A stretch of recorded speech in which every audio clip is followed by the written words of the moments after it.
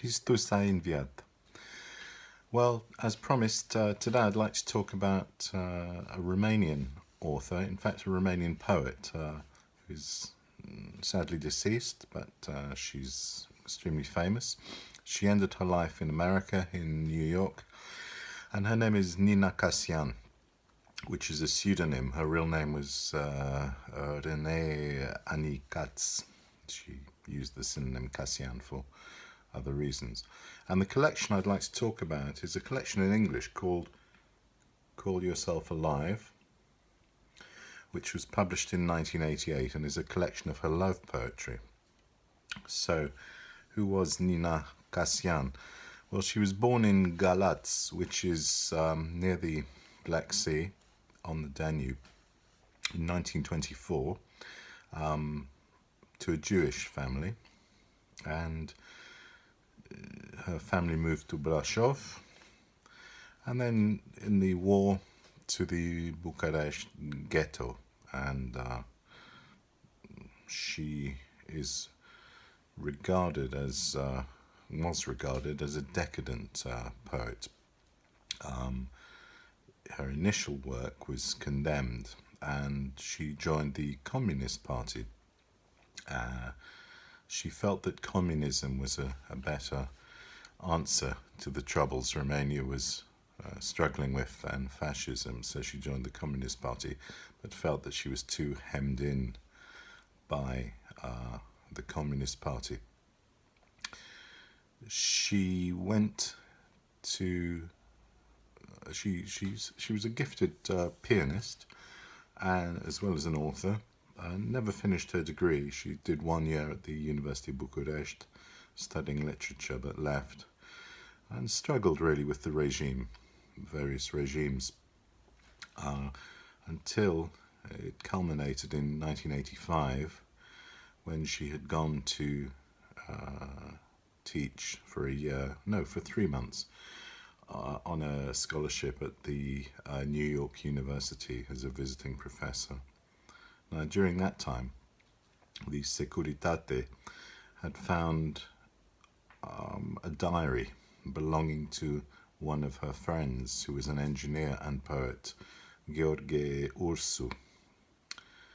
And they confiscated his diary, which he'd kept for 40 years. He was sadly beaten to death, tortured and then beaten to death. In that diary, he had talked about Cassian's political views, which didn't accord with the Ceausescu regime, and made fun of it. So she had no option but to stay in the USA.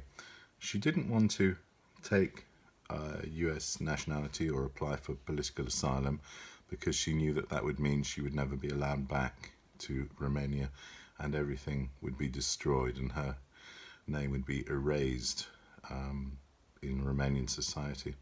But after a year, she had no option. She realised she couldn't return, and she did take US nationality and lived in New York for the rest of her life.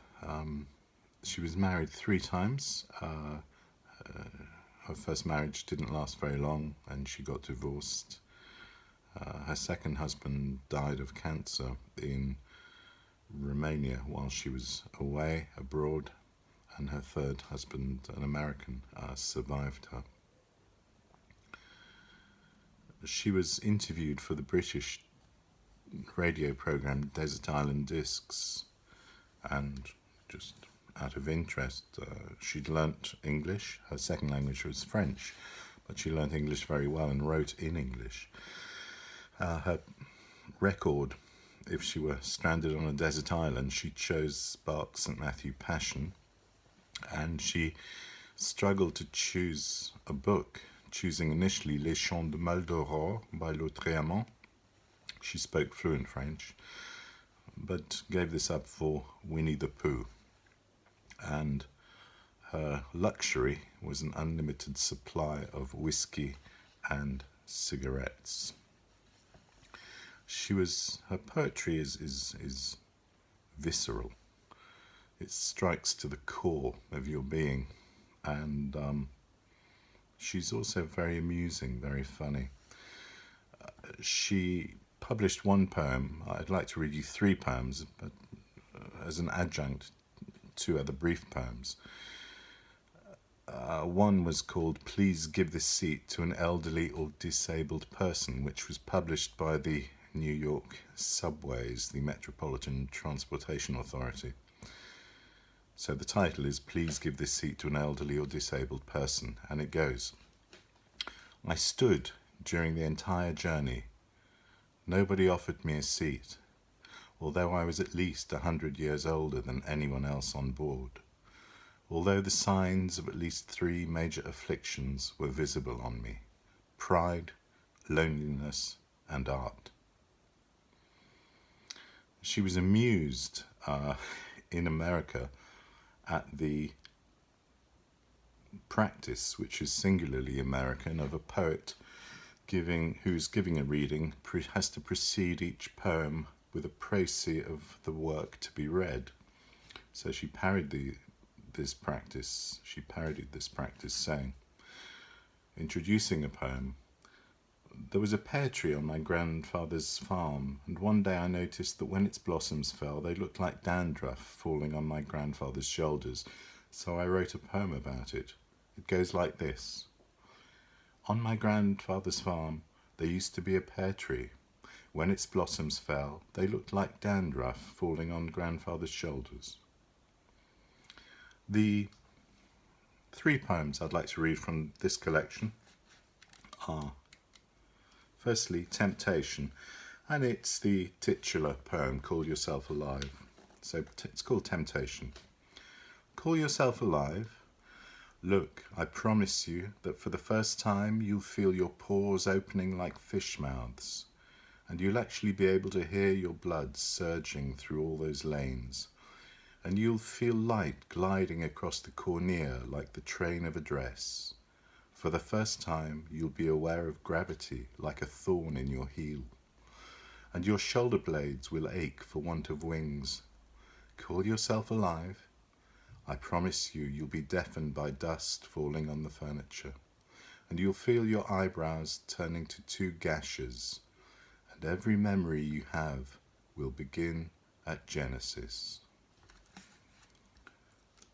The second poem is a short poem called Like Anna.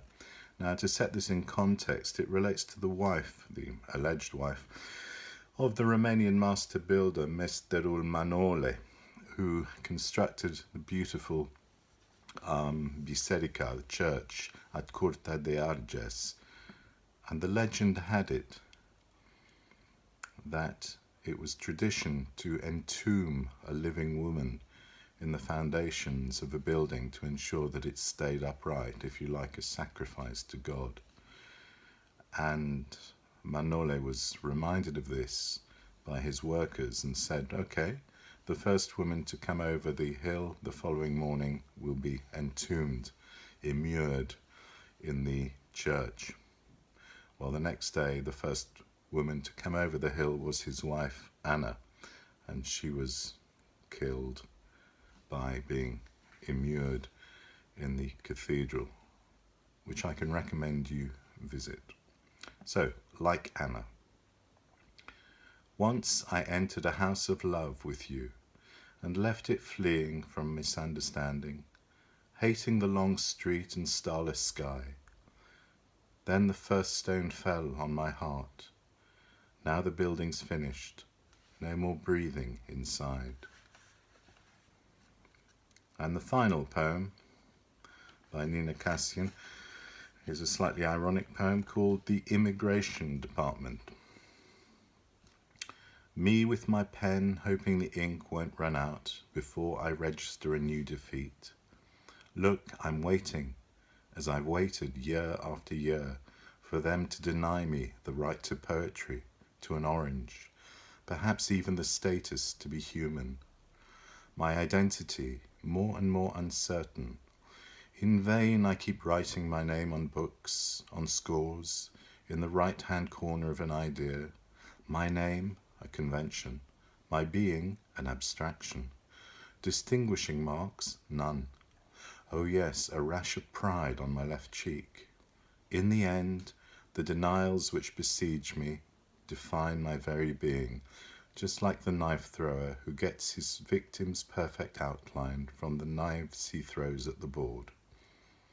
So I've no chance, although I'm wearing the protective glasses of my loved one. Things have outlived him.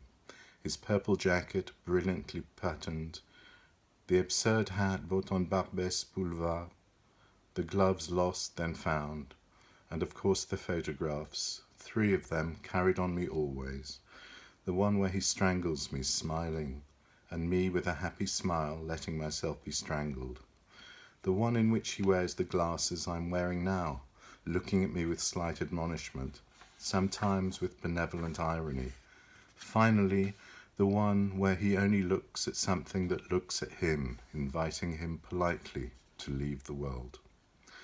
The immigration office is not the ideal place to keen your dead, but I can't control it, and the public eye me as they would a miserable creature, which in fact I am, if you take into account my loss of parents, of pair, of pastures, of shared pillow, of shared passion. The clerk won't be convinced of my metaphors. I almost long to be refused my respectful application to poetry, to conform with my destiny, familiarized with its commandment. Hope unbalances me. With the glasses of my loved one on my famous nose, I'm waiting for centuries, always waiting to be called by the clerk. Thank you very much. I hope you enjoyed that. Nina Cassian, call yourself alive. L'arrivedere.